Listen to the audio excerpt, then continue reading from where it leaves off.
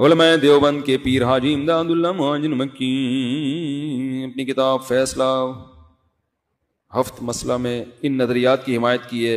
مولد شریف، فاتحہ، مروجہ اور سما غیر اللہ کو پکارنا. تو پھر علماء دیوبند کا ان نظریات کے خلاف سخت موقف کیوں ہیں؟ دیکھیں، حاجی امداد اللہ مہاجر مکی رحمہ اللہ تعالیٰ بہت بڑے اللہ والے بزرگ تھے اور وہ میلاد کے حامی تھے. یہ بات درست ہے، میلاد شریف کے حامی تھے. غیر اللہ کو پکارنا تو شرک ہے، اس کے وہ حامی نہیں تھے. وہ پکار جو اسباب سے ہٹ کر ہو، ان کی شاعری میں جس پکار کا ذکر ملتا ہے وہ اسباب سے ہٹ کے والی وہ نہیں ہے. تو لیکن ہم اس کے بھی قائل نہیں ہیں، کیونکہ شرک کا دروازہ بہرحال اس سے کھلتا ہے. کیونکہ ایک عام آدمی کو کیا پتا یہ اسباب کے تحت پکارنے کی بات کر رہا ہے یا اسباب سے ہٹ کے بات کر رہا ہے. تو وہ جو اس کے قائل تھے، تو یہ انہوں نے سوال پوچھا کہ پھر علماء دیوبند ان کو اپنا پیر و مرشد کیوں مانتے ہیں؟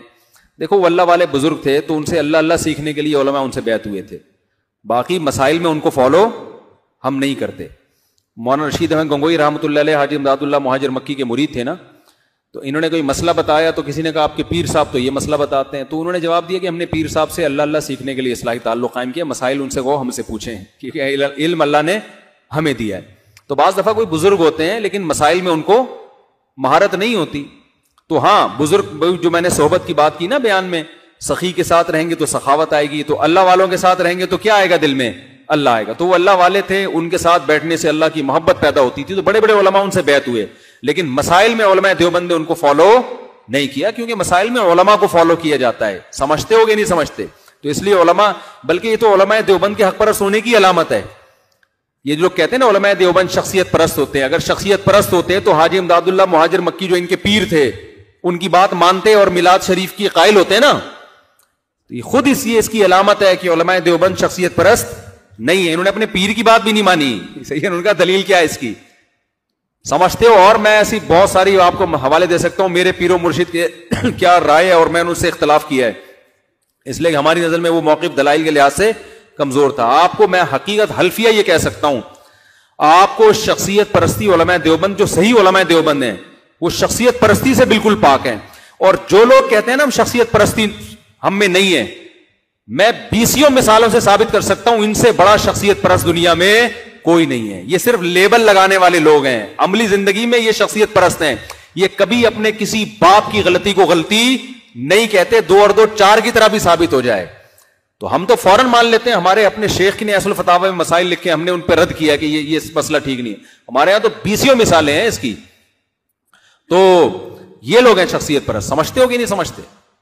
ہمارے ہاں تو اتنی کہ المحند المفند جب لکھی تو مولانا خلیل احمد سہارنپوری نے یہ لکھا کہ اس کے چند مسائل ایسے ہیں اس میں اگر کوئی اختلاف کرتا ہے تو ہمیں اس پہ بھی اعتراض نہیں ہے. سمجھتے ہو؟ وہ تو اس کو بھی کہہ رہے ہیں کہ یہ ہماری رائے ہے، کوئی اس سے انحراف کرے تو بھی ٹھیک ہے. تو شخصیت پرست تو یہ ہو گئے نا. اور کمال کی بات ہے دلائل کے لحاظ سے وہ علماء دیوبند کے عقائد مضبوط ہے. دلائل کے لحاظ سے جو ہے نا، اگر قرآن و سنت کے دلائل اور اجماع امت کے دلائل میں پیش کرنا شروع کر دوں تو وہ دلائل مضبوط ہیں. اس کے باوجود بھی ظرف رکھ رہے ہیں کہ اگر کوئی یہ عقائد نہیں بھی رکھتا تو بھی کیا ہے، ٹھیک ہے. وہ جو ہے نا قبر کی مٹی عرصے افضل، آپ دلائل کی دنیا میں تو بھی ہم تو گئے نہیں ہے نا، ابھی تو ہم انہی میں لگے ہوئے تھے کہ فیس ٹو فیس دلائل ریکارڈ کرواؤں گا، پھر آپ بولو گے یار یہ بالکل صحیح ہے. پھر بھی ظرف رکھ رہے ہیں کہ اگر کوئی عقیدہ نہیں رکھتا تو بھی ہمیں اس سے کوئی اعتراض نہیں ہے. تو یہ ظرف آپ کو علماء دیوبند میں ہی ملے گا. باقی چورن منجن بیچنے کی باتیں جو ہے نا وہ تو لیبل لگا کے اچھے لیبل. آپ یہ جماعت المسلمین والے ہیں نا، کہتے ہیں شخصیت پرست نہیں ہے. ایک جماعت المسلمین 35 سال کے بعد جماعت المسلمین چھوڑ کر آیا، کہہ رہے خدا کی قسم آپ لوگ ابو حنیفہ کی ایسے تقلید نہیں کرتے جیسے یہ لوگ اپنے امام کی تقلید کرتے ہیں. ہر الٹے کام کو نا سیدھا کرنے کا اسکرو پانا لے کے انہوں نے ٹھیکہ لیا ہوا ہے. کہہ رہے میں اس لیے چھوڑ کر آیا. سب مقلد ہیں یہ لوگ.